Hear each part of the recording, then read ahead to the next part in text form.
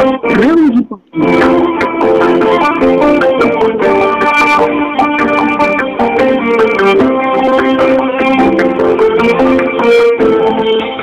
Assalamualaikum warahmatullahi wabarakatuh. Selamat pagi pendengar. Selamat berjumpa kembali bersama kami Radio Republik Indonesia, program 1 jam di kanal Inspirasi. Di kebersamaan kita untuk edisi hari ini, kita bersama kembali untuk religi pagi. Dan untuk Anda yang mau bergabung nanti di 074163482 ataupun di pesan singkat kita di 082277545645. Dan alhamdulillahirabbil alamin pendengar, kami sudah tersambung dengan narasumber kita untuk pagi hari ini. Ada Pak Ustadz Miftahul Huda MPDI. Assalamualaikum warahmatullahi wabarakatuh Pak Ustadz. Waalaikumsalam warahmatullahi wabarakatuh. Sehat Pak Ustadz? Alhamdulillahirabbil alamin.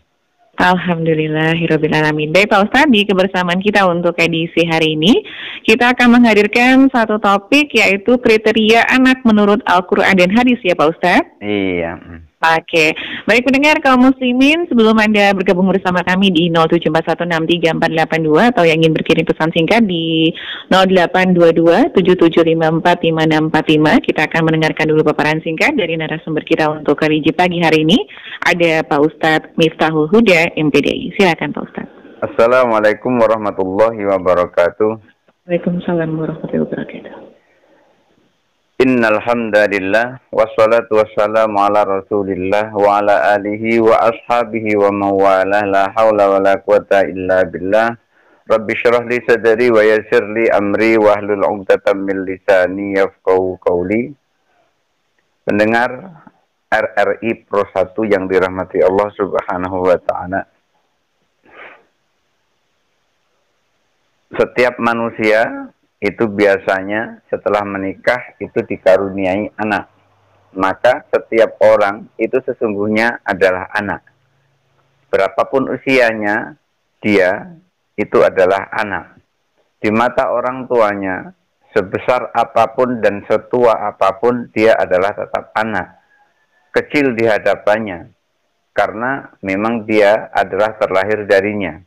Untuk itu, Al-Quran dan Rasulullah Shallallahu Alaihi Wasallam mengajarkan sampai kapanpun yang namanya anak adalah tetap anak. Baktinya kepada orang tua tetap ditunggu, karena baktinya itulah yang akan menghantarkan ridhonya. Ketika ridhonya sudah sampai kepadanya, maka surganya akan sampai pula kepadanya. Itulah namanya anak. Pendengar RRI Jambi Pro 1 yang dirahmati Allah Subhanahu wa taala. Dalam sebuah riwayat yang lumayan agak panjang itu disampaikan bahwa dulu ada seorang anak. Ketika seorang anak ini masih kecil, masih lemah, dia senantiasa bergantung kepada bapaknya. Artinya makannya dijamin oleh bapaknya, pakaiannya dijamin oleh bapaknya, minumnya dijamin oleh bapaknya, apa saja yang ia perlukan dijamin oleh bapaknya. Yang namanya orang, setiap hari bertambah umur, lama-lama menjadi tua. Ketika orang itu menjadi tua, tentu lama-lama dia akan lemah.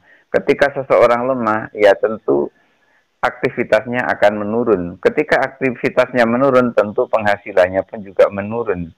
Dan bahkan bisa jadi tidak bisa bekerja sama sekali. Nah, si anak ini lambat laun menjadi kaya, dan kaya. Lalu ia berpunya. Pada saat orang tuanya ingin memerlukan sesuatu, orang tuanya itu menghendaki sesuatu, tapi dia tidak punya. Dari sesuatu yang ia kehendaki itu ia tidak punya, akhirnya dia ambil apa yang dimiliki oleh anaknya. Ternyata si anak ini merasa kehilangan. Ketika si anak ini merasa kehilangan, lalu dia cari-cari. Setelah dia tahu, ternyata yang mencuri atau yang mengambil adalah bapaknya. Dia marah terhadap bapaknya karena mengambil sesuatu tanpa izinnya. Artinya karena bapaknya mencuri apa yang telah ia miliki. Lalu ia ngadu kepada Rasulullah SAW bahwa bapaknya itu telah mencuri harta bendanya. Maksudnya barangkali agar dipotong tangannya begitu karena telah mencuri. Maka si anak ini pun mengadu kepada Rasulullah SAW. Ya Rasulullah, bapakku telah mencuri apa yang aku punya. Lalu dipanggil bapaknya itu. Setelah bapaknya dipanggil, lalu bapaknya ditanya, apa benar kamu mencuri? Lalu si bapak ini cerita, dulu ketika dia masih kecil, masih lemah, apapun yang aku punya, aku berikan kepadanya. Ketika dia lapar, aku sebelum makan, aku kasih dulu dia makan supaya dia kenyang. Ketika dia tidak punya baju, sebelum aku memakai baju, sebelum aku memiliki baju, sebelum aku membeli baju, aku belikan dulu dia, supaya dia nyaman. Begitu aku telah tua renta, maka aku mengambil sedikit dari hartanya pun jadi masalah seperti itu. Lalu didengar apa yang diceritakan oleh orang tua ini, oleh Rasulullah Shallallahu Alaihi Wasallam. Lalu harapan si anak ini, Rasulullah akan memarahi orang tuanya yang telah mencuri apa yang dia punya. Ketika Rasulullah SAW mendengar apa yang diadukan oleh anak ini dan juga mendengar apa yang disampaikan oleh orang tua ini, apa yang terjadi? Rasulullah menyampaikan kepada si anak ini, anta wa malu kali abika. Kamu dan harta bendamu semuanya adalah milik bapakmu. Pendengar RRI Jambi Persatu yang dirahmati Allah Subhanahu wa taala. Begitu Rasulullah SAW menghargai orang tua di hadapan anak dan meletakkan kondisi anak di hadapan orang tua. Anak walaupun usianya seberapa, tetap dia adalah milik orang tuanya. Maka sampai meninggal pun atau sampai kiamat pun, maka ridho orang tua itu masih tetap berlaku. Ketika orang tua tidak ridho kepada anaknya, maka sengsaralah itu si anak. Tetapi ketika orang tua ridho terhadap anaknya, maka anaknya itu akan hidup bahagia, baik dunia maupun di akhirat. Di dunia ia akan merasa tentram, dan di akhirat dia pun akan mendapat kasih sayang Allah Subhanahu wa taala, karena kasih sayang Allah itu berada pada kasih sayang orang tua. Ridhallahi fi ridhal walidaini wa suhtullahi fi suhtil walidaini. Keridhaan Allah berada pada keridhaan orang tua, dan kemurkaan Allah pun juga berada pada kemurkaan orang tua. Begitu yang diceritakan oleh Imam At-Tirmidzi. Pendengar RRI Jambi Persatu yang dirahmati Allah Subhanahu wa taala. Jadi bagaimanapun kondisinya anak itu adalah milik orang tuanya. Artinya apa yang dimiliki oleh anak itu halal bagi orang tuanya. Maka apabila ada anak yang menjadikan orang tuanya jadi pembantu, itu adalah seburuk-buruknya anak. Kenapa? Ketika orang tuanya itu yang dijadikan pembantu di dalam rumahnya, dia memilih orang tuanya sebagai pembantu, suruh nyapu, suruh masak, suruh nyuci, subhanallah. Anak yang seperti itu sesungguhnya itulah anak yang durhaka. Ketika setitik hatinya itu sedih, ketika setitik hatinya itu dia merasa tersakiti oleh anaknya, maka murka Allah Subhanahu wa taala turun kepadanya. Memang dia banyak harta, memang dia bergelimangan harta benda yang Allah berikan di dunia ini, tapi adalah istidraj, itu adalah luluan. Luluan itu adalah dikasih, tapi sesungguhnya itu adalah mancing. Seperti seekor ikan yang sedang makan pancing, dia merasa senang, enak gitu, tapi sebentar lagi akan ditarik. Begitu ditarik, dia akan nyangkut, terus tergantung. Lalu terserah orang yang mancing itu mau dipepes atau mau digoreng. Begitu juga anak yang melakukan kedurhakaan terhadap orang tuanya. Mungkin merasa senang pada saat itu, tapi sesungguhnya itu adalah istidraj. Nanti Allah akan tarik dia, setelah itu nanti Allah akan pepes nanti. Kecuali dia telah mendapat ridho orang tuanya.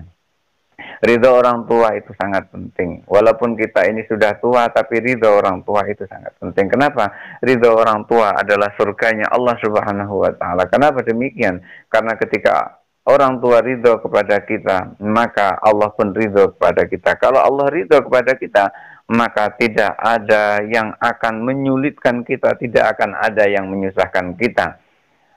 Mungkin pendengar ingat seorang ulama sufi perempuan, Rabi'ah Al-Adawiyah.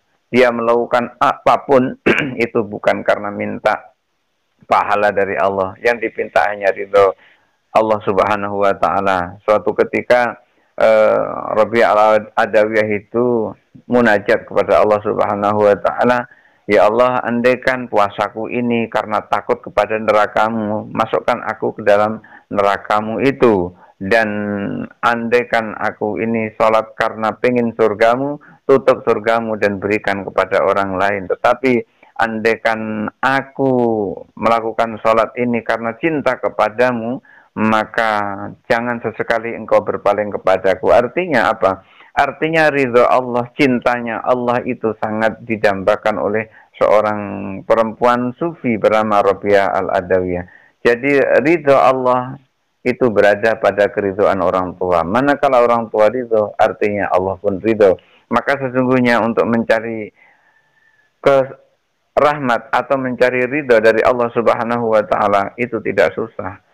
Cukup menyenangkan hati kedua orang tua, itulah sesungguhnya ridho Allah Subhanahu wa Ta'ala. Dan itu akan turun kepada anak yang bisa memuliakan orang tuanya. Untuk itu, ketika ada anak yang bisa memuliakan orang tuanya, berbahagialah dia. Karena apa? Karena ridha Allah Subhanahu wa Ta'ala akan turun kepadanya.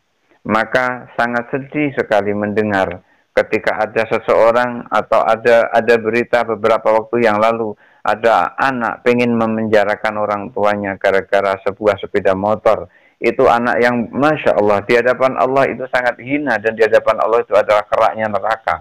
Kenapa demikian? Karena orang tuanya yang dulu ia melahirkannya, menyusuinya, Masya Allah. Kalau andaikan dia pengen membalas apa yang dilakukan oleh orang tuanya itu, niscaya dia tidak akan mampu membayar air susu ibunya. Dia tidak akan mampu membayar berhari-hari orang tuanya berjaga malam hanya untuk menjagai anaknya yang masih kecil itu. Begitu sudah besar, dituduh pula untuk mencuri sebuah sepeda motor. Masya Allah, itu anak yang tidak berbudi, itu anak yang tidak berbakti. Tapi toh demikian, itu semuanya juga kembali kepada orang tuanya. Maka anak punya hak terhadap orang tuanya, dan orang tuanya pun punya kewajiban terhadap anaknya.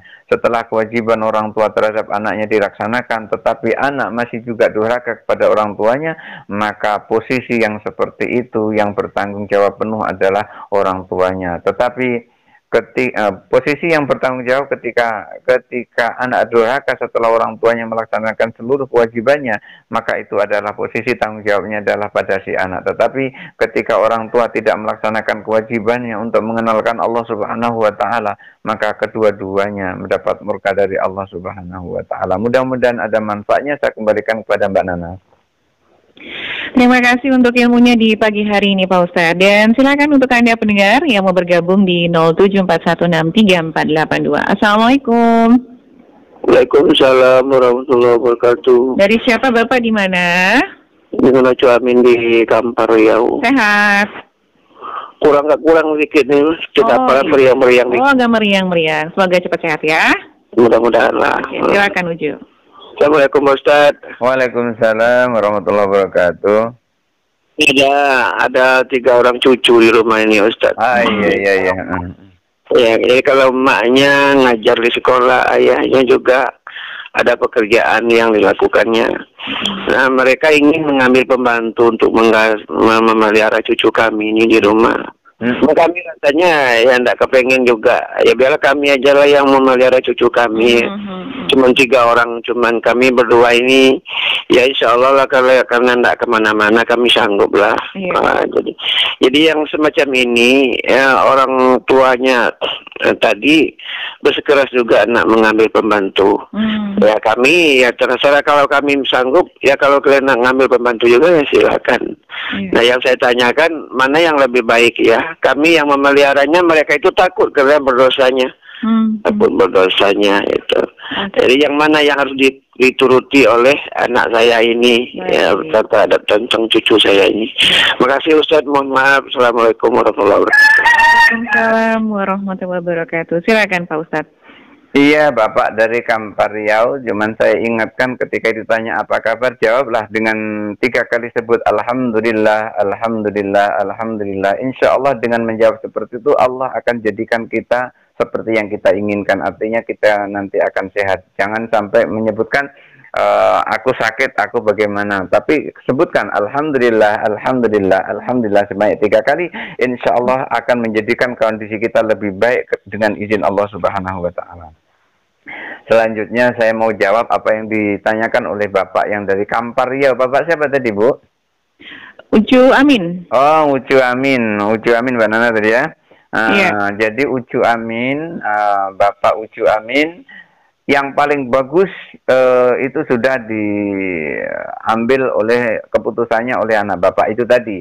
Artinya begini, artinya si anak Bapak tadi tidak mau merepotkan orang tuanya, tidak mau merepotkan kakek dan nenek dari anak-anaknya, maka ia pun mengambil pembantu. Itu sudah tindakan yang bagus. Bukan berarti ketika mengambil pembantu seperti itu mestinya si anak walaupun sudah ambil pembantu itu minta tolong kepada ayah dan ibunya atau kakek dan nenek si anak itu untuk ikut mengawasi. Jadi segala pekerjaan yang kira-kira agak berat, jadi kakek dan nenek ini cukup perintah saja kepada pembantunya. Misalnya melihat kurang baik cara merawat anaknya atau cara merawat cucunya, jadi si kakek dan nenek ini cukup menyampaikan kepada pembantunya itu, tolong begini, tolong begini, tolong begini ya. Jadi kakek dan nenek atau orang tua dari anak Bapak itu tadi itu sebetulnya adalah sama. Artinya apa? Artinya si cucu itu adalah darah daging dari Bapak juga, dari kakek dan neneknya juga.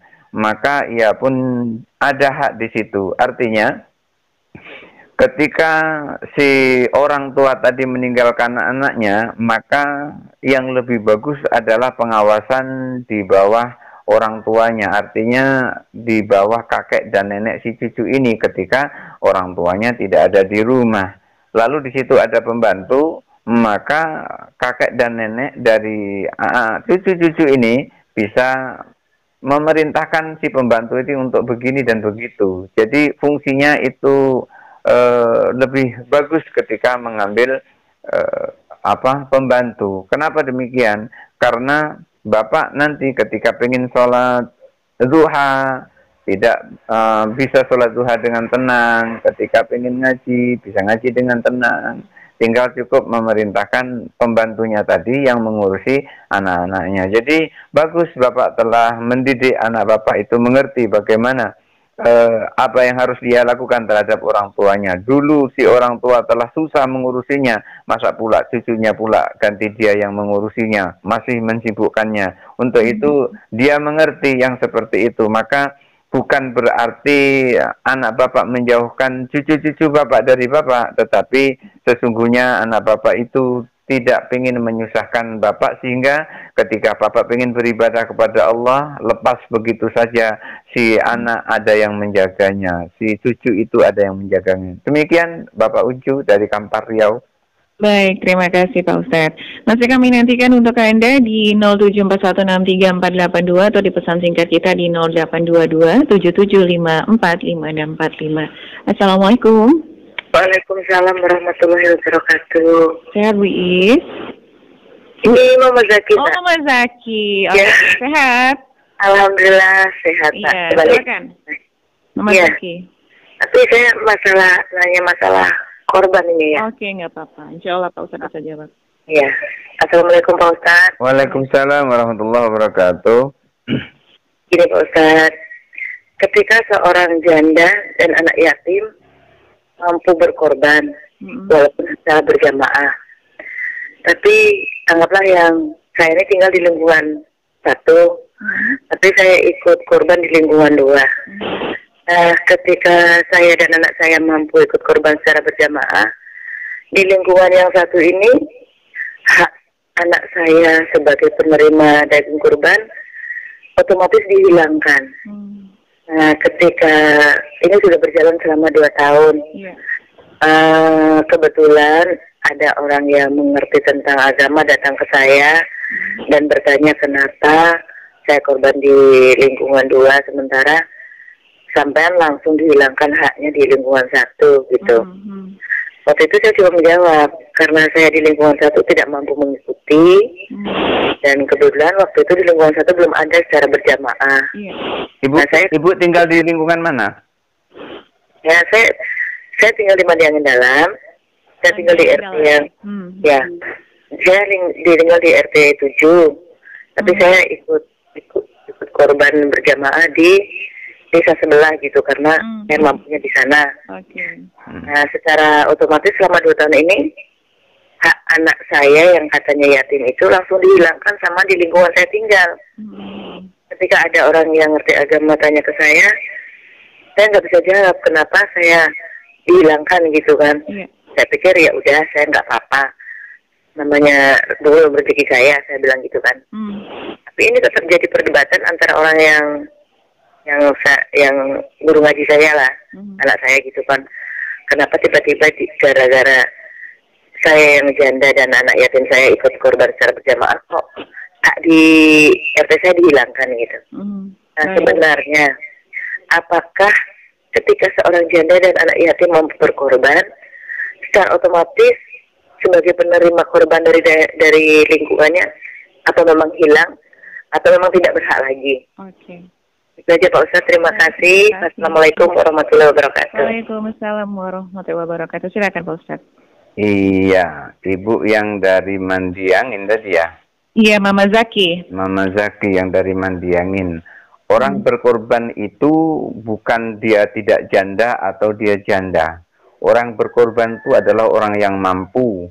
Walaupun dia tidak janda mampu, itu dia sebaiknya berkorban. Walaupun ia janda seperti Mama Zaki, tapi dia mampu, maka sebaiknya juga berkorban. Jadi berkorban itu tidak terikat oleh janda maupun tidak janda. Yang terikat di situ adalah kemampuan secara finansial. Jadi ketika ada kelebihan harta, maka di situ ia dibolehkan untuk berkorban. Dan dimaksud dengan berjamaah tadi itu mudah-mudahan adalah maksudnya setiap satu orang itu berkorban dengan 1 kambing, kemudian dikumpulkan menjadi 1 menjadi sebuah sapi. Jadi 7 kambing menjadi sebuah sapi. Mudah-mudahan seperti itu yang dimaksud berjamaah tadi.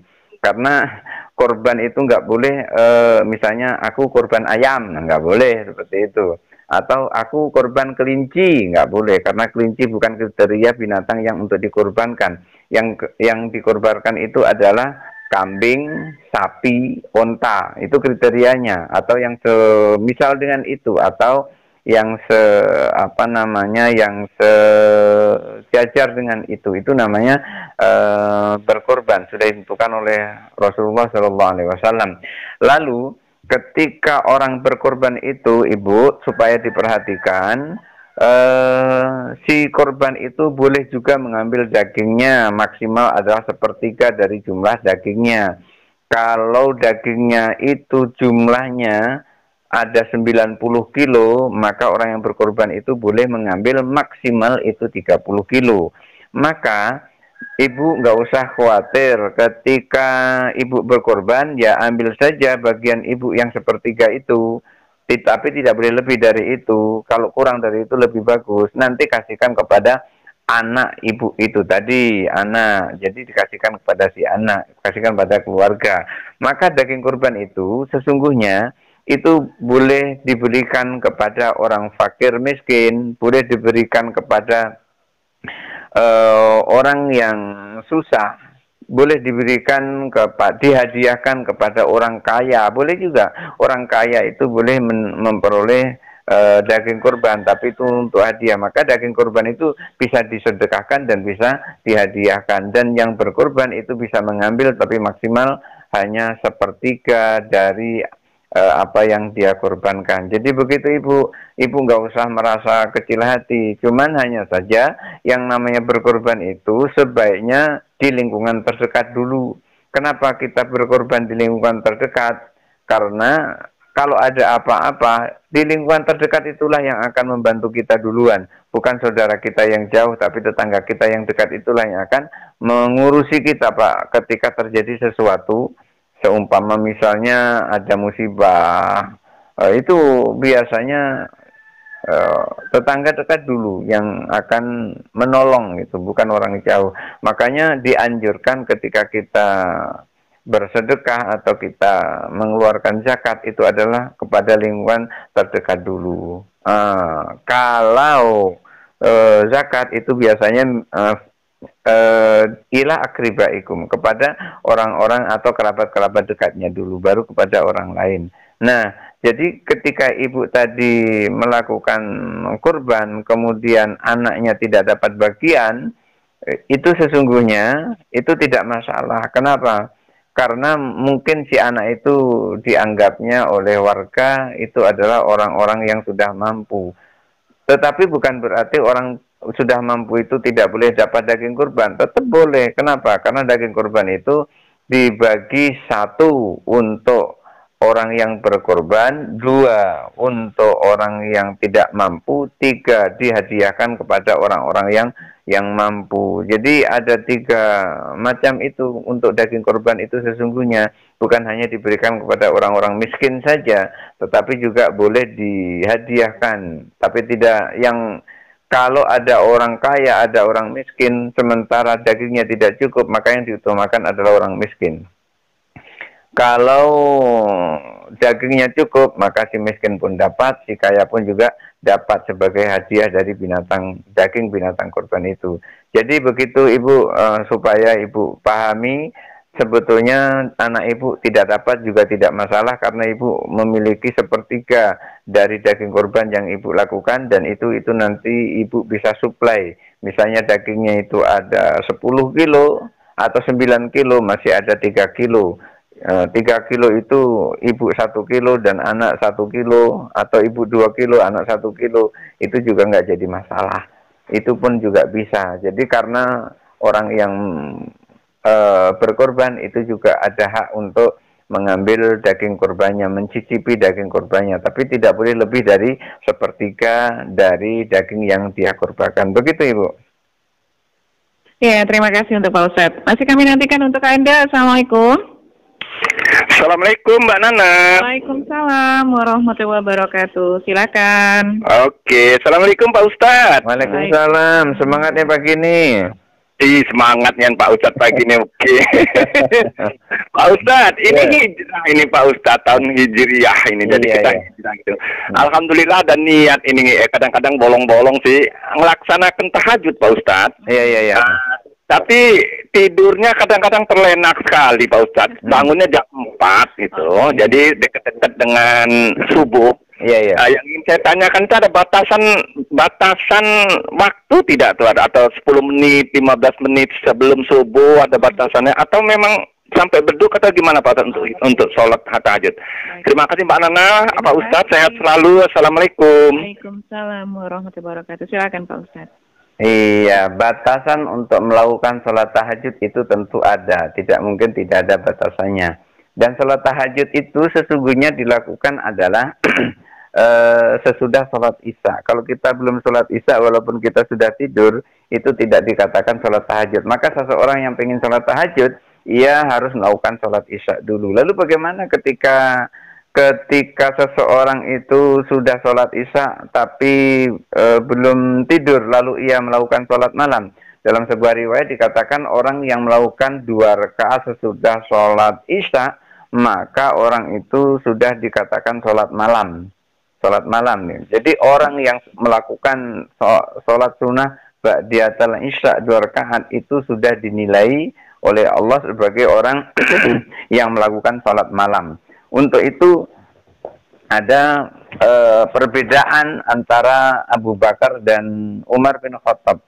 Abu Bakar As-Siddiq itu senantiasa melakukan sholat dia sebelum tidur, melakukan sholat malam itu sebelum tidur, karena khawatir nanti ketika dia tidur terlewat seperti Bapak tadi. Nah, untuk itu Maka Abu Bakar As-Siddiq itu ketika dia sholat Isya, kemudian langsung disambung dengan sholat sesudah Isya dan sholat sunnah yang lain. Tetapi bukan berarti kalau nanti malam terbangun itu tidak sholat, tetap sholat. Dia pun melakukan witir sesudah sholat tahajud itu, sholat sunnah sesudah sholat Isya itu sebagai penutup sholat sunnahnya. Akan tetapi bukan berarti ketika dia nanti bangun malam, setelah bangun malam dia pun tidak sholat sunnah lagi, tetap ya sholat sunnah dia, sholat malam. Berbeda dengan Umar bin Khattab. Umar bin Khattab itu melakukan sholat malamnya senantiasa setelah tidur malam. Setelah tidur malam ia melakukan sholat itu. Jadi kedua-duanya tidak ada salah, kedua-duanya benar. Kenapa? Demikian karena masing-masing melakukan sholat malam. Dan sholat malam, sholat tahajud itu ada yang mengatakan sholat tahajud itu adalah dilakukan setelah tidur. Pun pula ada yang mengatakan sholat tahajud itu sebelum tidur. Artinya yang dimaksud itu adalah sholat malam. Jadi sholat malam itu baik sesudah sebelum tidur maupun sesudah tidur. Tapi dengan syarat harus melakukan sholat Isya dulu. Jangan sampai belum sholat Isya mau sholat malam. Kemudian kapan batasannya? Batasannya itu kalau sudah fajar masuk. Maka sebelum fajar masuk itu sholat tahajud harus dihentikan. Kemudian disambung dengan sholat witir.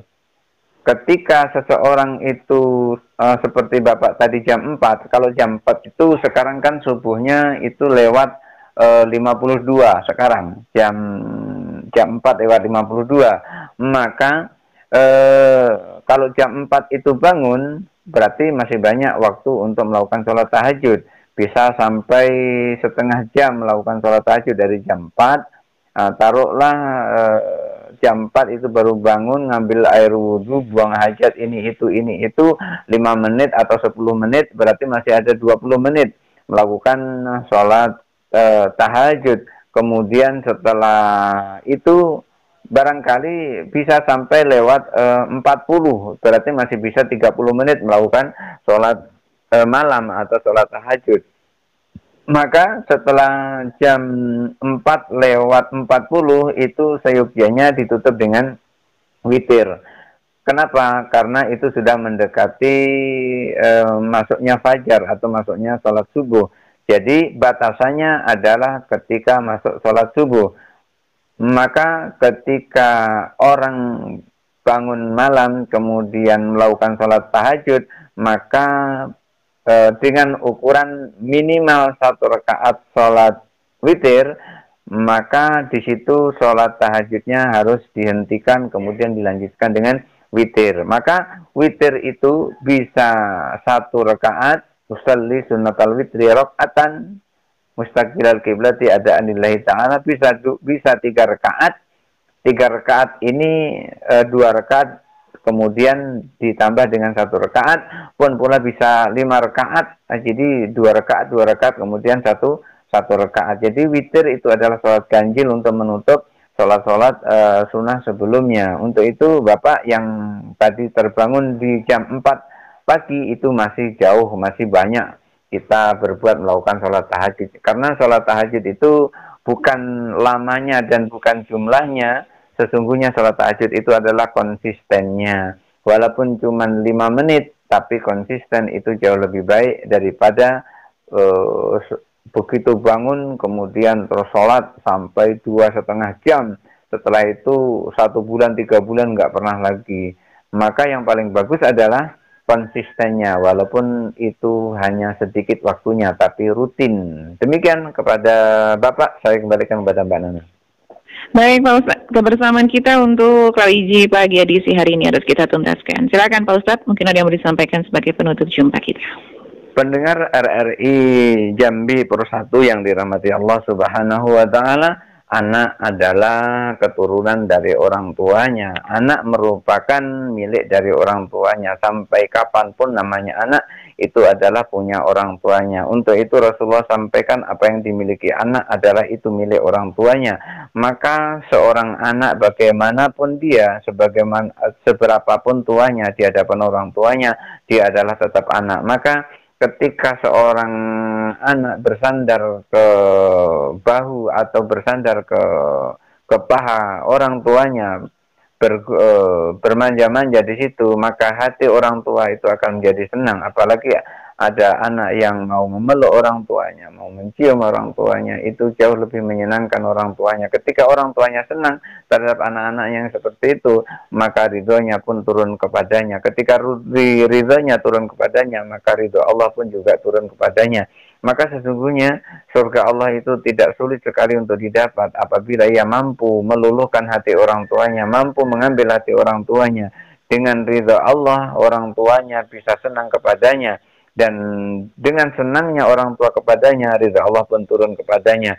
Jadi semuanya itu adalah ada caranya, ada syariatnya. Dan syariatnya itu ketika ditempuh, maka orang tua akan menurunkan ridhonya kepadanya. Dan Allah pun ridhonya juga turun kepadanya. Ridha Allah fi ridhal walidaini wa suhtullahi fi suhtil walidaini. Hadanallahu wa ikum ajma'in wallahul muwaffiq ila aqwamit thoriq. Wassalamualaikum warahmatullahi wabarakatuh. Waalaikumsalam warahmatullahi wabarakatuh. Terima kasih untuk Pak Ustadz sudah mengisi tausiah kita di pagi hari ini untuk religi pagi, Pak Ustadz. Iya. Baik, terima kasih. Dan pendengar kaum muslimin, kebersamaan kita untuk religi pagi berusaha dari Jambi harus kita tuntaskan. Terima kasih untuk Anda yang sudah bergabung bersama kami di FM 88,5 MHz ataupun di 021634482. Saya undur diri dan wassalamualaikum warahmatullahi wabarakatuh. Religi pagi.